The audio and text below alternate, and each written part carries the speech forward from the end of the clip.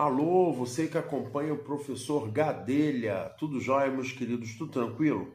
Vamos lá. Vamos falar sobre cinemática, tá? Uma parte aí da física dedicada ao estudo dos movimentos, tá?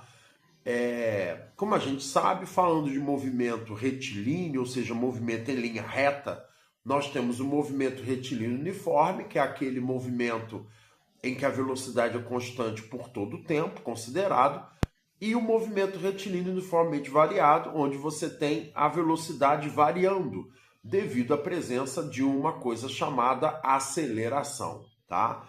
No movimento retilíneo uniforme, a aceleração é zero, por isso que a velocidade é constante.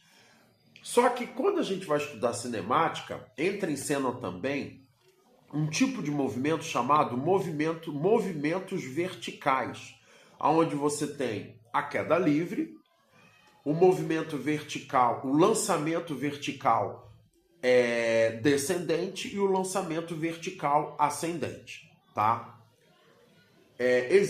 Cada um desses movimentos tem suas fórmulas próprias para calcular a altura de queda, altura de subida, tempo de queda, tempo de subida, velocidade numa determinada altura, enfim, tá?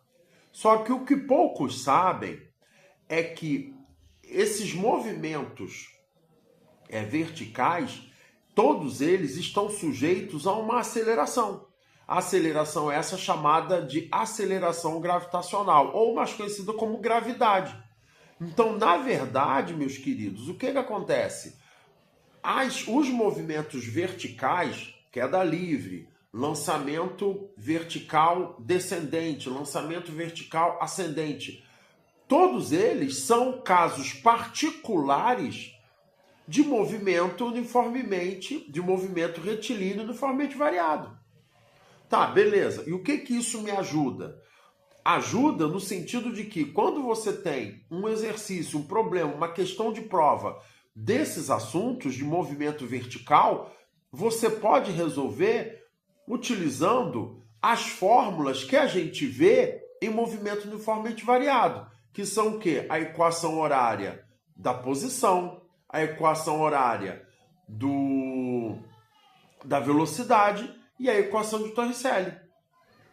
Tá? Por quê? Como é um caso particular de movimento uniformemente variado, não precisa você ficar decorando essas fórmulas.